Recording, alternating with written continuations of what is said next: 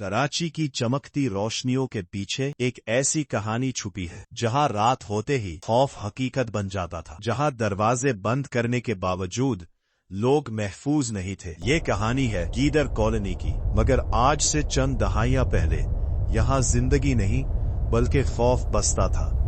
वीरान जमीन, सुनसान गलियां और एक अनजाना खतरा।